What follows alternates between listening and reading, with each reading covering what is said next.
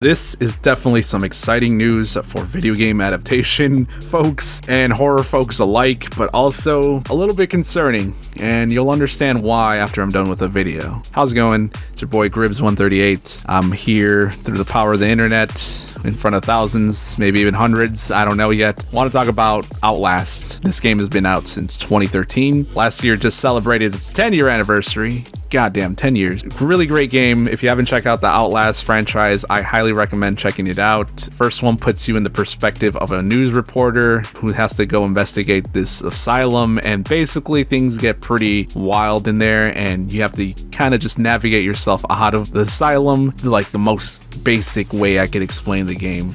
Go check it out. Same with the second one. It follows a couple investigating a certain thing, and it kind of just leads into the whole Outlast storyline. Trials is a Dead by Daylight clone that I've heard a lot of good things as well, and I don't mean that with disrespect of just saying it's a Dead by Daylight clone. I'm just meaning it's that same 3v1 concept of Dead by Daylight. I'm not sure what it is in that vein of that sort. Definitely check out the Outlast franchise if you are interested in psychological single horror player game for the first two, and if you're looking for something like Dead by Daylight, check out Trials. Going back to what I was saying, I've been playing this game for years and wasn't a big fan on the second one when it came out. First one I will always go back to and play because it just has such playthrough factor, and there's not really much you could do besides play in the highest difficulty, and that's fun. Outlast finally getting a movie. Ported here on Bloody Disgusting, Saw Studio, Lionsgate, bringing iconic horror game Outlast to the big screen. So it says here that the studio behind the hit Saw franchise and Red Barrels, and we have Roy Lee, who has work on It, Barbarian, go see Barbarian 2. I'll get into that afterwards in a bit, but damn, it's a shame we're not acknowledging, or Barbarian isn't as talked as much as Maxine or these other horror movies that came out in these past 5 years, because damn, what a shame. Late Night with the Devil and Strange Darling are some of the producers under his belt, so Roy Lee is going to be leading the adaptation of this, so fingers crossed on that. I've seen It, Barbarian, and Late Night with the Devil, all great films in their own respect. Haven't seen Strange Darling. So we have Roy Lee as producer, J.T. Petty as the screenplay writer. Definitely excited to see where this goes as well. So here we go. It says, when Outlast launched in 2012, it changed the landscape of horror gaming, setting a new standard for the immersion in the game, said Roy Lee. Its deep and brilliant lore has provided a perfection foundation for creating a film that delves into psychological and physical horrors at the core of the franchise.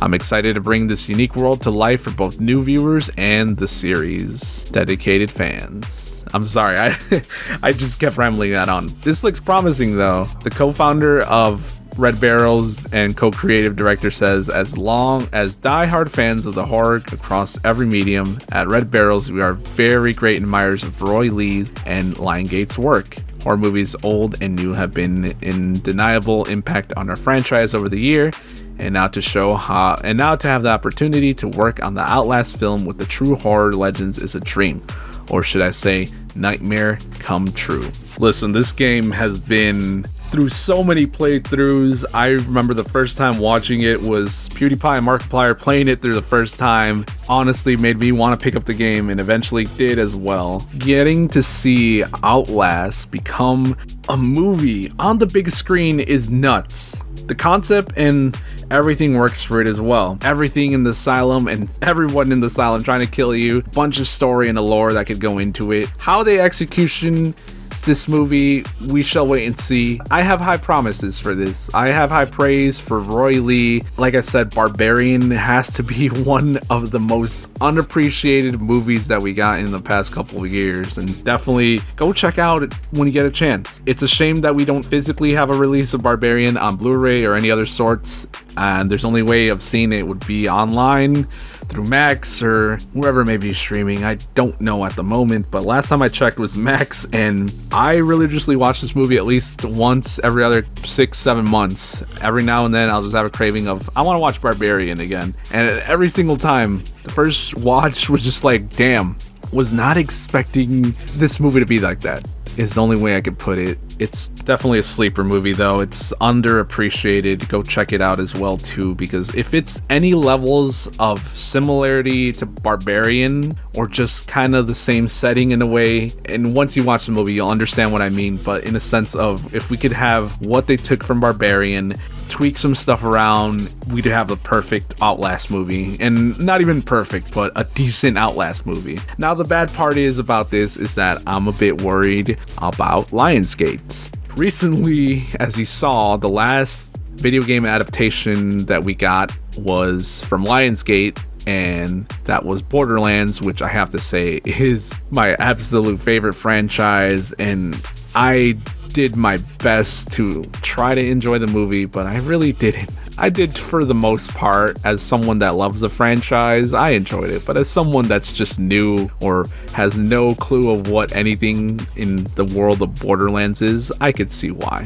Was it just maybe behind the scenes, a bunch of other stuff that could have gone wrong? Could be, you know, a bunch of rewrites, people saying there's too many cooks in the kitchen. I was about to say something else, like, you know, putting your hand in the cake batter or something. No, it's just too many cooks in the kitchen, not enough people cooking. That's could have happened. I really don't know the case, but it has me a little bit worried about that as well for Lionsgate. They haven't been on the best reputation lately as well, and I just kind of worry. Maybe I might be wrong. Maybe in the next couple of years some stuff changes around and you know what, boom, ended up having one of the best video game film adaptations ever. Who knows though? Who definitely knows? I wouldn't know. I don't work in Hollywood. I don't got that type of connections or insider scoop. We'll see. But as a fan of Outlast and Lionsgate for Saw and anything else that they've worked on really well, I'm hoping nothing but for the best. This is all I really wanted to talk about. I want to be able to play Outlast again, and I will find a chance to play Outlast again soon, maybe on stream. Maybe I'll just upload a whole half hour of me playing through it and maybe make it as a small little video, one-off. There's a lot of possibilities we could be doing with this, but I just wanted to quickly talk on that. If you guys are interested in more horror-related news or just videos in general, click the link down below. There's a bunch of other videos. I don't just talk about breaking news or anything, but this is something I really wanted to talk about right now. So thank you for sticking around and watching the video. I'm excited for the Outlast movie. Are you? Have you played the game? Will you check out the movie? Will you watch Barbarian? Let me know down all in the comments below. I'll see y'all in the next one. Make sure to follow me on social media down here, above there. Follow and subscribe to the channel. Helps out. Give it a like. I'll see y'all in the next one. Thank you for stopping by. As always, till next one. Bye-bye.